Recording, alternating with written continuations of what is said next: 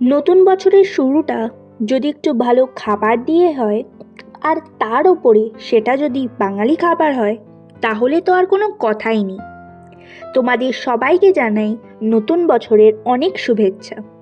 আশা করি 2026 তোমাদের খুব ভালো কাটুক।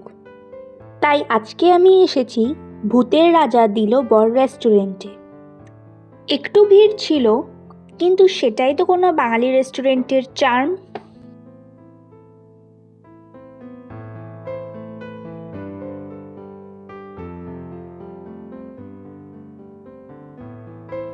অর্ডার দেওয়া হয়েছিল বাঘার থালি, দাম 349 টাকা।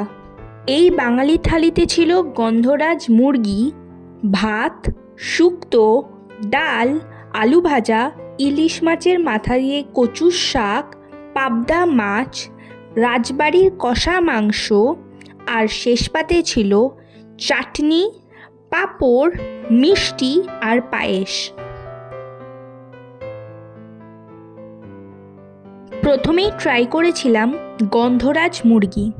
এটাতে গন্ধরাজ লেবুর খুব সুন্দর একটা গন্ধ ছিল, আর তার সাথে এটার ফ্লেভারটাও খুব ভালোভাবে বেরিয়ে এসেছিল।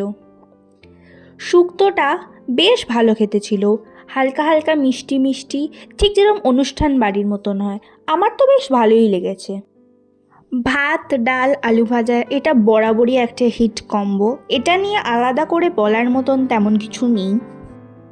ইলিশ মাছ আমার খুব প্রিয় একটা খাবার, আর যে কোনো কিছু ইলিশ মাছ দিয়ে বানানো আমার খুব প্রিয়, তাই এটাও আমার খুবই ভালো লেগেছে, আর খুব সুন্দর করে এটা রান্নাও করেছিল ওরা। মাছটার থেকে আমার অনেক এক্সপেকটেশন ছিল, কিন্তু মাছটা আমার একদমই ভালো লাগেনি। মানে মাছের তেমন কোনো টেস্টই আমি পাইনি, একদম ভালো কোয়ালিটি ছিল না, আর সর্ষেটাও একদম তেতো হয়ে গেছিলো। কষা মাংসটা অসাধারণ খেতে হয়েছিল, মানে ঠিক যেমন বাঙালি স্টাইলে মাটন হয় একদম তেমন দারুণ খেতে। এখানে এলে না এই কষা মাংসটা একবার হলেও ট্রাই করো। মানে মাছটাকে আমি যতটা ডিসঅ্যাপয়েন্টেড হয়েছিলাম, কষা মাংসটা খেয়ে আমি তার থেকেও অনেক বেশি খুশি হয়েছি। চাটনিটা মিক্সড চাটনি ছিল। চাটনি আমার তেমন খেতে ভালো লাগে না, কিন্তু পাঁপড় দিয়ে খেতে আবার বেশ লাগে। আমার মতন যারা মিষ্টি কম খায় তাদের পায়েসটা বেশ ভালোই লাগবে। পায়েসটাও ভালো খেতে, মিষ্টি আমি খাই না, তাই আমি মিষ্টিটা আর খাইনি।